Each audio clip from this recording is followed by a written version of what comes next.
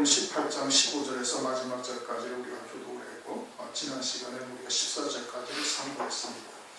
14절까지는 예수 안에서의 소자, 예수 안에서의 소자가 무엇이냐, 이것을 이제 중점적으로 지금 14절까지 말씀을 한 거예요.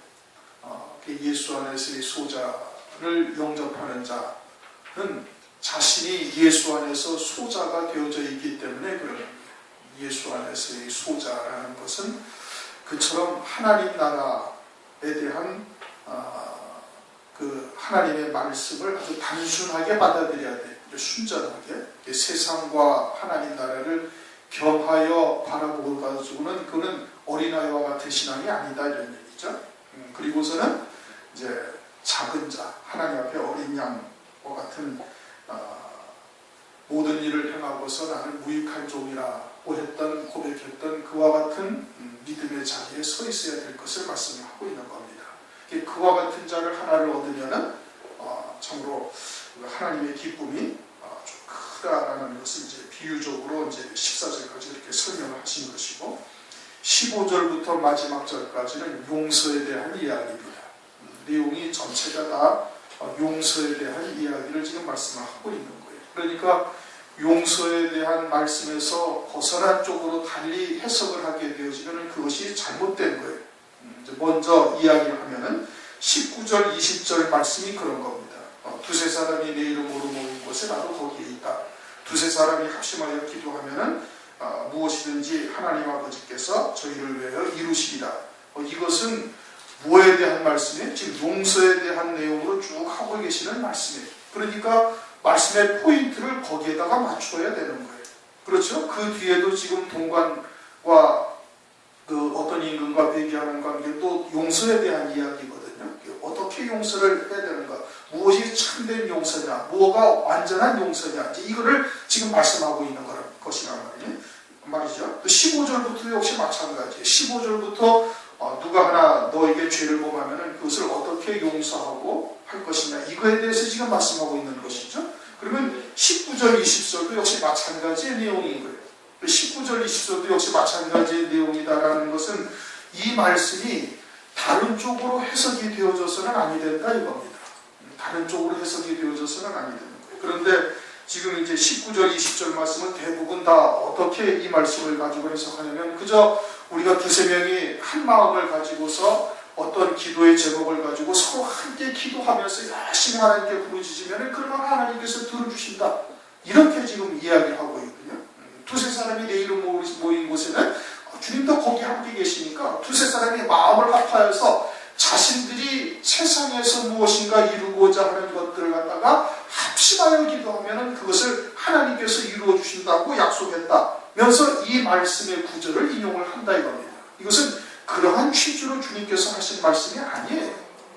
두세 사람이 모인 곳에 내가 거기 함께 있다라는 것은 그것은 교회라는 것을 의미하고 있는 거예요. 두세 사람이 하나님의 뜻에 합당한 생각을 깨닫고 아버지의 뜻을 깨닫고 합당한 생각으로 함께 모여 있다면은 그러면은 그곳에 주님이 계신 거예요. 어떻게? 그 아버지의 뜻 하나님의 말씀으로 그곳에 주님이 계신 것이다 이런 뜻이고, 그렇게 하나님의 뜻에 합당한 기도를 하게 되어지면은 그 아버지의 뜻이 무엇인지를 깨달아서 서로가 같이 한 마음으로 모여가지고 그런 뜻으로 기도한다면 그러면 하나님 아버지께서 그 기도를 들으신다 이거예요. 그래서 천국 열쇠를 베드로에게 주었던 것과 마찬가지로 하늘에서 너희가 땅에서 닫으면 하늘에서도 닫힐 것이요 땅에서도 매이면 하늘에서도 매인다 이거예요.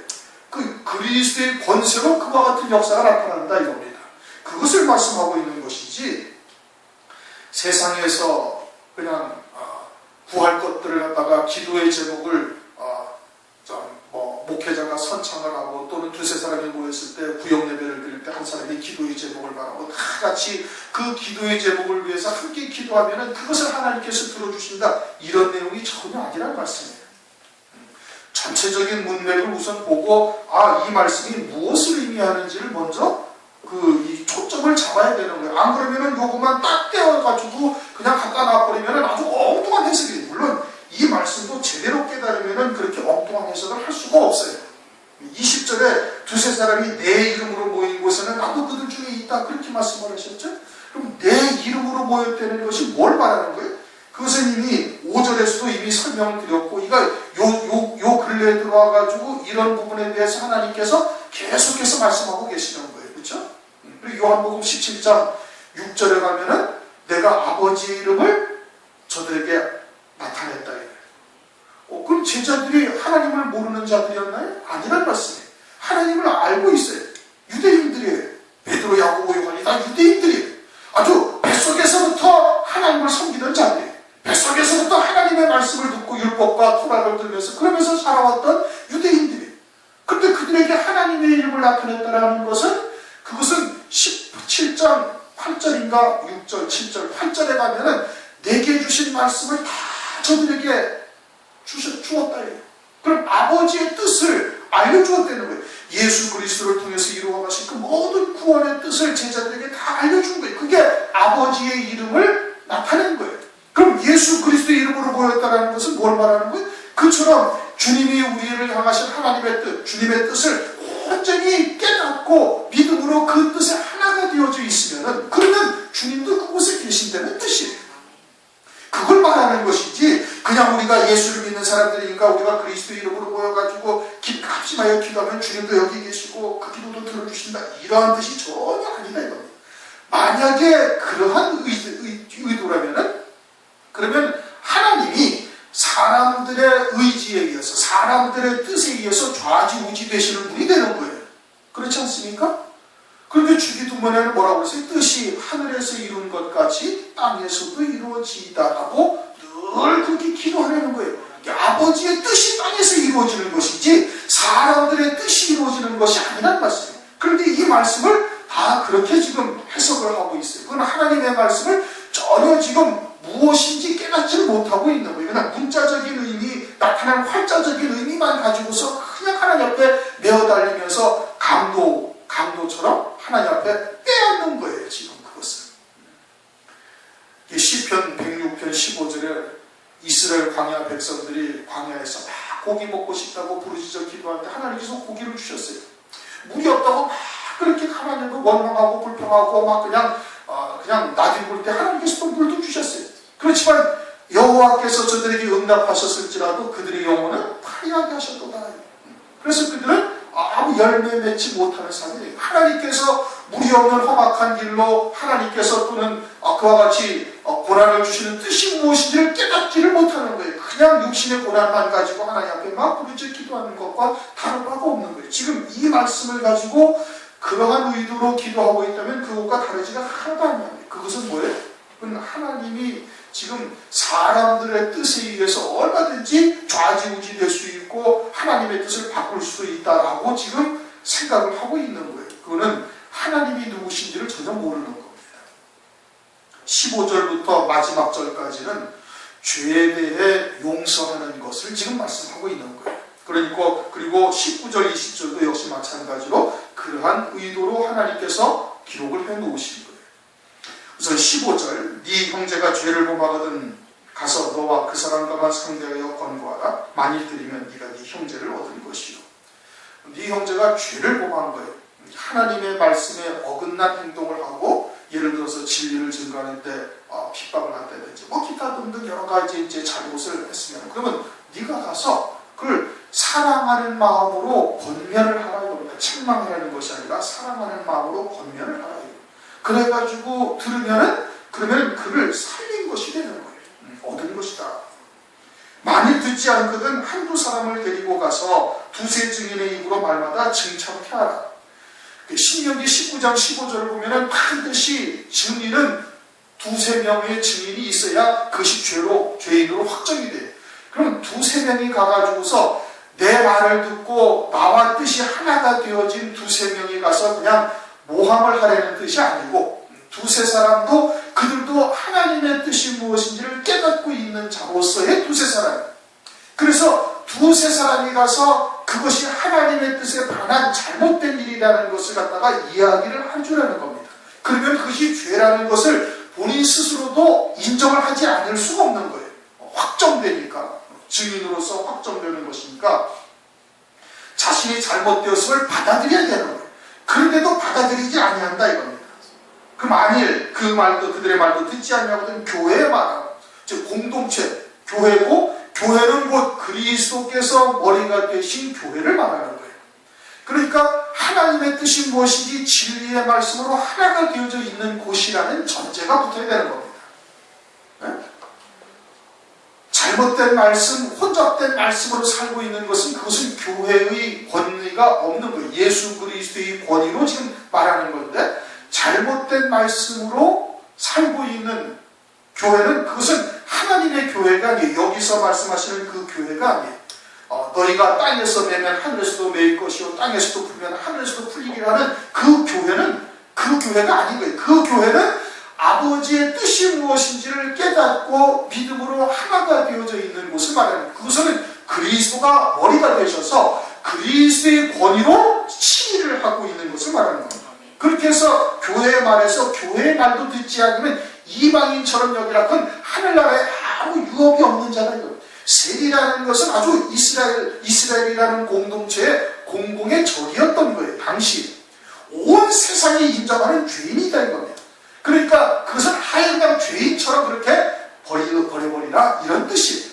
그것은 뭘 말하는 거예요? 하나님 아버지의 나라에 전혀 유업을 받을 수 없는 자라는 것을 이제 말씀을 하고 있는 거예요.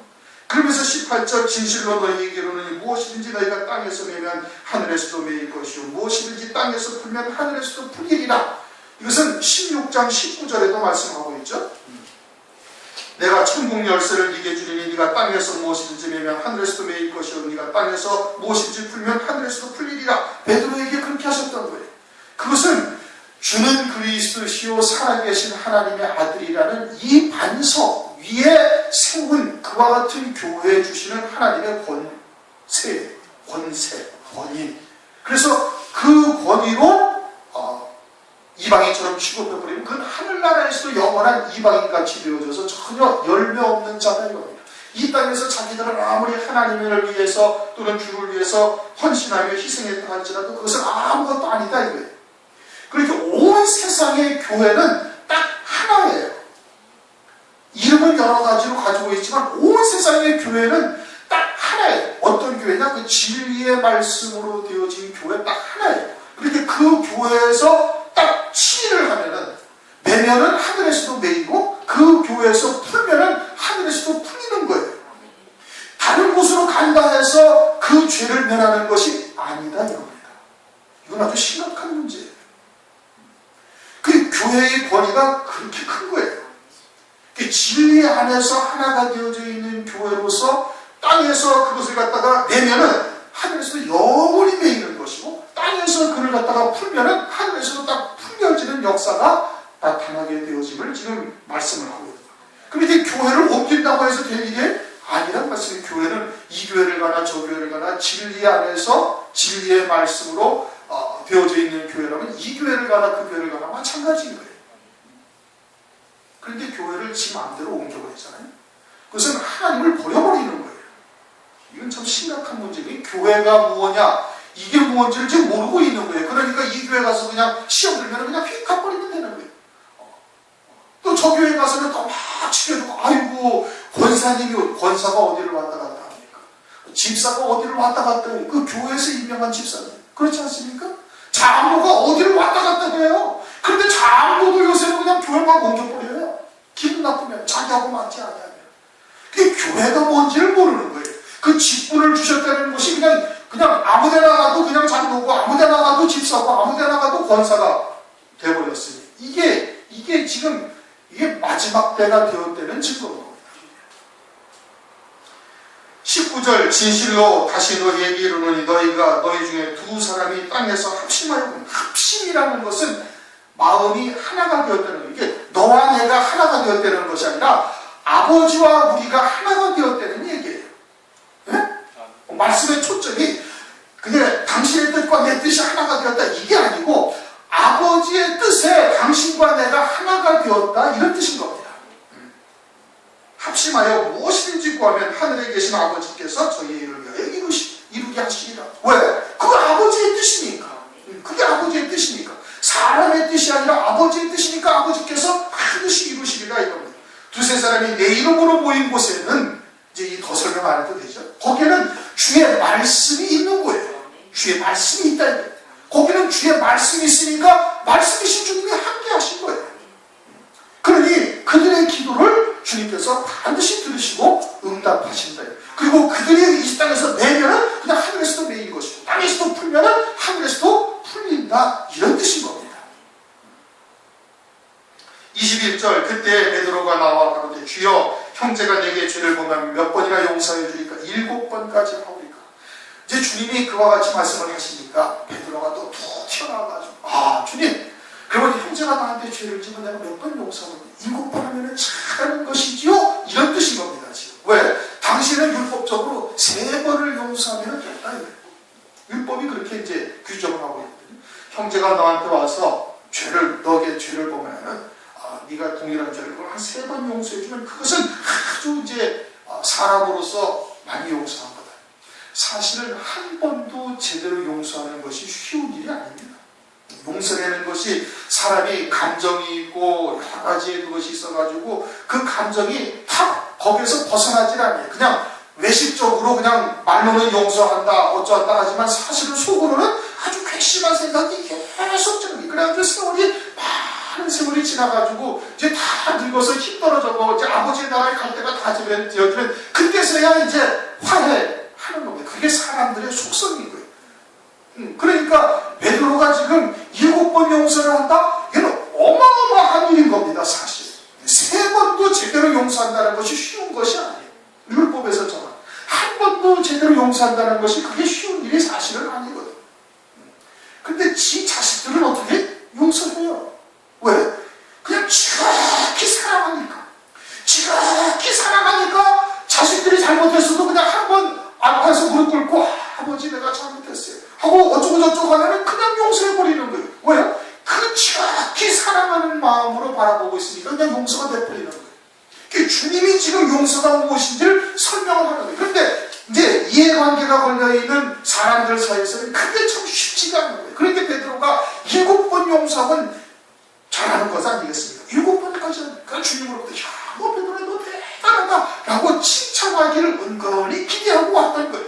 그런데 주님께서는 뭐라고 그래? 내가 내게 이루는 7번뿐 아니라 70번씩 7번이라도 할지니라. 베드로는 7번 용서하면 아주 잘한 것이지요 라고 생각을 하고 지금 왔는데 주님께서는 뭐예요?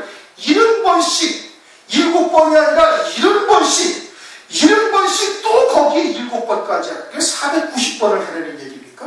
뭐 490번이 아니라 7번씩만 용서를 해도 온 세상이 분쟁이 사라질 거예요. 전쟁도 사라질 겁니다. 온 세상이 그냥 에덴 동산과 같은 곳이 될 거예요. 7번만 해도. 근데 거기에 10배가 되는 70번씩 하되 70번씩에 7번까지 하라. 숫자적으로 490번을 하려는 얘기가 아니고 다니엘서 9장을 보면은 24절에 내가 70일에로 기한을 정하였고 70일에가 지나면 영원한 의가 드러나고 죄가 영숙이 되고 하나님의 나라가 이 땅에 이루어진다. 그렇게 말씀합니다. 그럼 70일이라는 것은 뭘 상징하고 있어요? 하나님의 나라를 상징하고 있는 거예요. 그럼 이런 번을 용서하려는 것은 뭘 말하는 거예요? 하나님과 같이 너희들을 용서해버리라 이겁니다. 하나님처럼 용서해버리라. 하나님이 어떻게 용서를 했는데 하나님은 우리의 죄를 아예 기억조차 못하신다는 거예요. 히브리서에 보면 그런 말씀이 나오는데 히브리서의 7장인가 히브리서 10장 17절 저희 죄와 저희 불법을 내가 다시 기억지 아니하리라. 하나님은 아예 우리의 죄를 예수 그리스도 안에 들어와 있으면 아예 기억조차 안 하신다는 거예요. 우리는 그렇습니까? 그렇지 못하거든요. 하나님은 아예 기억조차 못하거든요. 시편 103편 12절 동이 서에서 먼 것같이 우리 죄가를 우리에게서 멀리 옮기셨습니다. 하나님은 우리 죄를 갖다가 예수 그리스도 안에서 바라보실 때는 그냥 동과 서가 얼마나 멀리 떨어져 완전히 떨어져 있지. 극과 극이지. 그렇게 보신다는 거예요. 그리고 아예 기억조차 안 하신다는 거예요. 그러니까 하나님은 우리를 그렇게 용서를 하고 계시는 거예요. 그리고 우리도 어떻게 하는 거예요? 우리도 그와 같이 용서를 하라. 지금 그런 뜻이에요. 70번씩 7번까지 용서하라는 것은 490번 용서하라는 얘기가 아니라 하나님처럼 우리가 그렇게 용서를 해야 되는 거예요. 어떻게 용서해요? 아니 기억조차 하지 않도록 나지 않도록 동이 서에서 먼 것같이 그렇게 용서를 말하면서 이제 23절에 그러한 용서가 어떠한 용서인지를 우리에게 비유적으로 설명을 해주시는 겁니다. 이러므로 천국은 그 종들과 회개하려던 어떤 임금과 같으니, 천국은 회개하려던 임금과 같다. 이제 임금은 하나님을 의미하는 것이죠. 종들은 그의 백성들, 그의 자녀들을 의미하는 거예요. 회개한다라는 것은 빚을 청산한다 이겁니다. 그러니까 우리가 빚진 자라는 얘기. 누구에게? 하나님에게. 하나님에게 빚진 자라는 얘기. 주기도문에 우리의 죄를 우리에게 죄 지은 자를 용서해 준 것 같이 우리 죄를 용서하여 주옵시고 그렇게 기도하지 않습니까? 그 죄라는 단어가 사실은 빚이라는 단어인데 영어로 번역을 하다 보니까 그것이 죄라는 것이라는 뜻으로 바뀌어졌지만 사실 그 헬라어 원문을 보면 그게 빚이라는 뜻인 겁니다. 빚. 그러니까 하나님에게 우리가 빚을 진 거예요. 그리고 그것을 하나님 앞에서 나중에는 다 계산한다는 거예요. 계산. 회개한다는 거예요. 그러니까 빚은 반드시 계산이 전제되어져 있는 것이고, 이 회개라는 단어가 원어적으로는 쉬나이로 로고스라는 하나님의 말씀으로 계산한다는 거예요. 말씀으로 계산한다는 거예요. 그런 임금과 같은데, 회개할 때 1만 달란트 빚진 자 하나를 데려옵니다. 1만 달란트라는 돈이 어떠한 돈이냐? 1만 달란트, 1달란트는 10,000달란트잖아요. 그렇죠? 10,000달란트 중에 1달란트는 6,000데나리온이에요. 6,000데나리온이라는 것 중에 한 데나리온은 아주 일 잘하는 사람이 하루에 받는 품삯이에요. 이렇게 기능공들이 벽돌 쌓는 사람, 철근하는 사람, 기타 등등 하는 사람들이 하루에 받는 일당이 그와 같은 금액이다. 1데나리온이 되는 거예요. 그러니까 오늘날 보통 기능공들 일하면 한 10만 원, 5, 6만 원쯤 받죠. 10몇만 원씩 받. 일단 10만 원으로 친다 하더라도 10만 원을 쳐도 6,000데나리온이 그렇죠. 6,000데나리온이 1달란트니까 6,000일 동안 일한 것이 한 달란트예요. 10만 원으로 따지면 6,000일을 일했다 하면은 얼마가 되는 거예요? 10만 원에 6,000이면 6억입니다. 6억. 6억이라는 돈이 1달란트인데 1만 달란트를 빚을 졌으니까 그 6억에 1만 배가 되니까 얼마예요? 6조라는 단위. 6조. 6억도 아니고 6천억도 아니고 6조라는 빚을 우리가 하나님 앞에 졌다 이건. 그러니까 그것을 갚을 수 있는 돈이에요. 없는 돈이 개인적으로 아무리 일생을 갖다 해도 갚을 수가 없는 돈이에요. 아무리 일생 동안 해도 빚을 청산할 수가 없는 거예요. 그러면 그 빚이라는 단어가 죄라는 단어와도 같은 의미를 가지고 있다. 이제 영어로는 그렇잖아요. 우리가 율법을 따져서 율법의 죄로 우리를 갖다가 정죄하기 시작하면 그와 같다 이겁니다. 그와 같은 거예요. 우리가 아무리 의를 행한다 할지라도 도저히 갚을 수 없는 죄의 빚을 우리가 지고 있는 것과 마찬가지예요. 심지어는 로마서 14장 23절을 가면은 믿음으로 하지 아니한 모든 것이 죄니라. 그럼 이 땅에서 우리가 그리스도로 말미암아 죄 사함의 구원을 받고 은혜를 입은 자로서는 이 땅에서 온 일생을 어떻게 살아냐? 완전한 믿음으로만 다 살아가야 되는 거예요. 무슨 도적질하고 거짓말하고 살인가는 이런 죄는 일단 치고라도 그것을 제껴놓고 할지라도 일생을 믿음으로만 쭉 살아야 되는 거예요. 정말 다시 말하면 하나님의 말씀으로만 살아야 되는 거예요. 내가 산 것이 아니라 내 안에 계신 그리스도로 사는 삶이 일생 동안을 살아야 되는데 만약에 거기에 내 생각이 조금이 개입이 되고 내 이해관계가 개입이 되고 기타 등등이 들어가면 그것은 다 죄인 거예요. 그러니까 그 죄의 빚을 하나님 앞에 갚을 수가 있어요. 도저히 갚을 수가 없는 빚인 거예요. 그게 우리들의 모습이고 그것이 예수 그리스도로 말미암아 죄사함 받은 우리들의 받은 은혜다 이겁니다. 이 1만 달란트 빚진 자와 같은 거예요. 1만 달란트 빚진 자. 회개할 때 1만 달란트 빚진 자 하나를 데려오며 갚을 것이 없는지 갚을 것이 없지요. 어떻게 우리가 살아야 그 빚을 다 갚을 수가 있어요. 도저히 일생을 믿음으로 살다 할지라도 갚을 수가 없는데 우리가 그렇게 살아가고 있습니까? 갚지 못하는 거예요. 주인이 명하여 그 몸과 처와 자식들과 모든 소유를 다 팔아 갚게 하라. 그래가지고 모든 것을 다 팔아. 그 몸을 다 팔아야 해. 그 몸을 다 팔고 부인 아내를 팔고 자식들을 팔고 모든 소유를 다 판다 해도 그 빚을 갚을 수가 있느냐? 갚을 수가 없는 거예요. 아울러서 이 말씀은 또 다른 의미를 우리에게 갖고 있는 거예요. 몸을 팔아라 이게. 왜 몸을 팔아라 그래? 그 몸을 통해서 아들의 영을 우리에게 입혀 보내주셨는데 그 속사람이 그리스도의 형상으로 세워짐을 입도록 하기 위해서 몸을 주신 거예요. 그 실체는 뭐예요? 아들의 영이에요. 그리고서는 그 아들의 영을 장성한 분량에까지 세워갈 수 있도록 몸을 주신 거예요. 말씀을 통해서 우리가 깨달을 바를 보면. 그러면 그 몸으로 그 오직 아들의 영을 그리스도의 형상으로 세워져 가는 일에 전심전력을 해야 되는데 그 몸이 자신의 일락을 위해서 살았다면 그 몸을 다 팔아야 된다. 그러니까 그렇게 살았으니까 갚을 것이 없는 너를 그렇게 살았으니까 그 몸을 팔아야 돼. 그 철을 팔아라 이게. 철로 팔아서 다 갚아야 돼. 철하는 것은 배필이죠. 창세기 2장을 보면 돕는 배필이다. 하나님께서 돕는 배필로 우리에게 주신 것인데 육신의 일락으로 그냥 살았으니 그 철도 팔아라 이거예요. 창세기 6장을 가면 그거를 좀 더 구체적으로 설명을 하고 있습니다. 하나님의 아들들이 사람의 딸들의 아름다움을 보고 자기의 좋아하는 대로 취하여 아내로 삼았다 이거예요. 그래가지고 육체가 되었다 이겁니다. 아들의 영에 속한 자들이 세상에 복된 것 또는 세상의 부귀영화, 존귀영광 또는 명예와 권세 같은 것들 자기를 돕는 배필로 자기를 드러나게 하고 자기를 높이고 자기를 갖다가 자랑하고 이와 같은 것으로 그것을 다 취하여서 살았다면 그것이 다 돕는 배필을 잘못 사용한 거예요. 돕는 배필을 통해 가지고 아들의 영에 온전한 자로 서야 할 것인데 그걸 잘못한 거예요. 그렇게 돕는 배필도 저도 다 팔아요. 자식들도 무엇으로 나와야 되니? 진리의 말씀으로, 부흥과 진리의 말씀으로 나와서 영적인 자녀로 길러야 되는 그냥 육신의 자녀로만 바라보고 있었어야 되는 그것도 자식도 그것도 잘못 기르는 것이 그것도 다 팔아야 돼.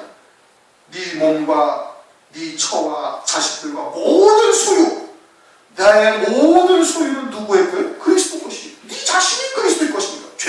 죄값으로 하나님께서 피값으로 하나님께서 사신 것입니다. 그러니 그리스도의 것이란 말이에요. 그러면 우리의 소유는 누구의 거예요? 그리스도의 거예요. 근데 그걸 가지고 자신의 육신의 일락을 위해서 살아가는 그것도 다 팔아서 그렇다고 그걸 갚을 수가 있나요? 네? 갚을 수가 없는. 그러니까 26절 그 종이 엎드려 절하며 가로되 내게 참으소서 다 갚으리이다. 그때서야 이 종이 깨달은 거예요. 내가 일생을 잘못 살았구나. 그것을 깨달은 거예요. 그러자 주님이 하나님께서 임금이 이제는 그 종의 주인이 불쌍히 여겨 놓아 보내며 그 빚을 탕감하여 주어. 모든 것을 다 탕감해 준 거예요. 그 모든 빚을 그냥 일순간에 다 탕감해 준 거예요. 마치 우리가 예수 그리스도를 믿음으로 그냥 구원받은 것과 다를 바가 하나도 없다. 아무리 우리가 율법의 의의를 지켜 행한다 할지라도 구원의 은총을 우리가 받을 수가 있습니까? 없습니까? 받을 수 없는 일이에요. 의의는 없나니 하나도 없습니다.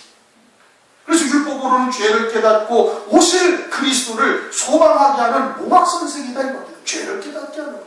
그래서 그리스도를 믿음으로 말미암아 율법 외에 또 다른 하나님의 의가 나타났으니 이걸 믿는 자마다 다 의롭게 오신 거예요. 예수 그리스도를 믿음으로 말미암아 하시는 죄를 아예 하나님이 기억조차 하지 아니하시고 동이 서에서 먼 것처럼 그 죄를 아예 보지도 아니하시는 거예요. 볼 수도 없어요. 그리스도 안에서 우리가 그와 같은 하나님의 은혜와 사랑을 입은 존재다. 그것을 깨달아요. 그런데 28절 그 종이 나가서 저기에 100데나리온 빚진 동관을 하나 만나 붙들어 목을 잡고 가로되 빚을 갚으라.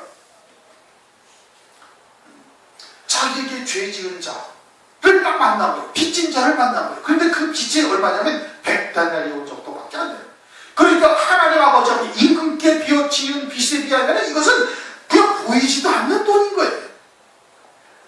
그리고 우리가 인간사에서 서로 여러 가지의 잘못이나 또는 이제 그런 빚 관계를 보면은 이와 같은 것밖에 되지 아니한다.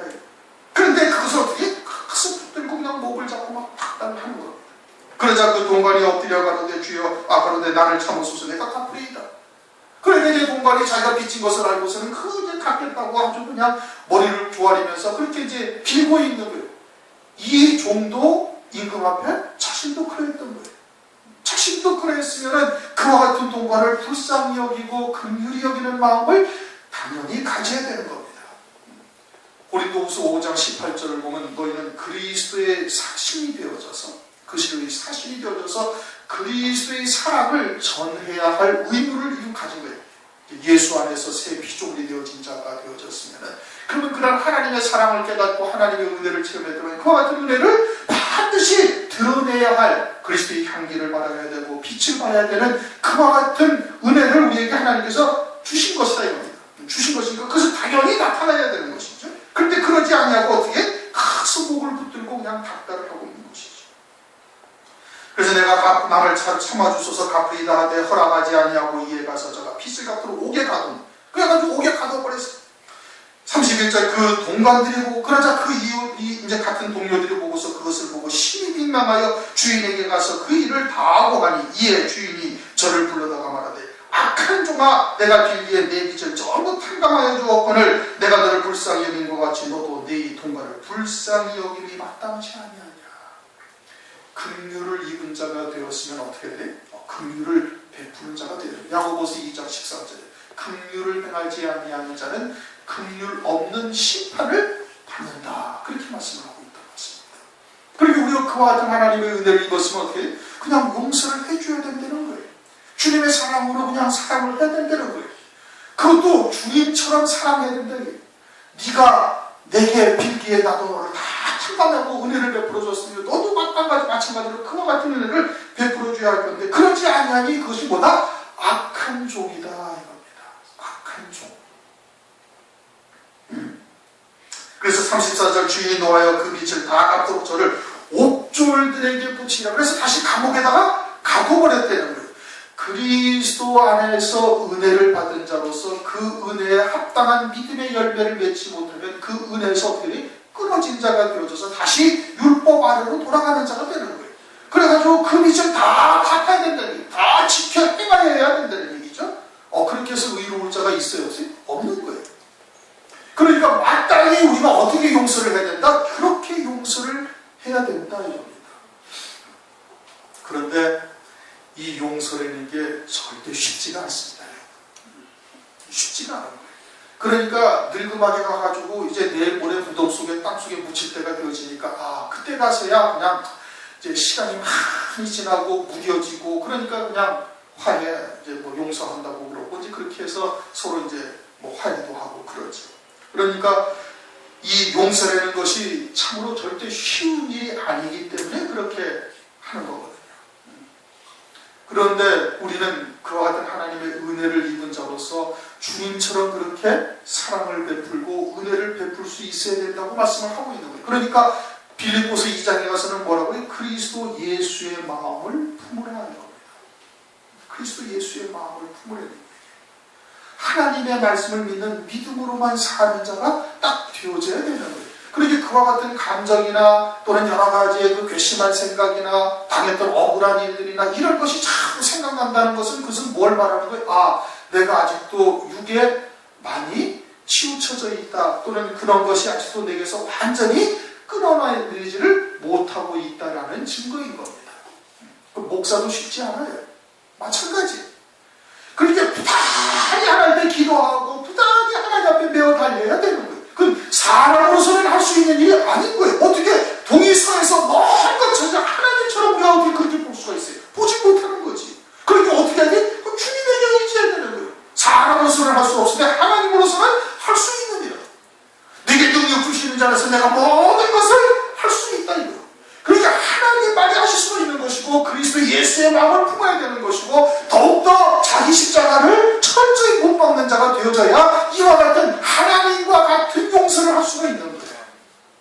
이런 것이 7번 하라는 것이 숫자를 세가지고 7번 됐지 또 거기에 7번 해가지고 490번을 하라는 얘기가 아니고 그런 뜻이 아니라 하나님과 같이 용서를 하라 이겁니다. 그래서 35절에 말 너희가 아까 중심으로 형제를 용서하지 않아.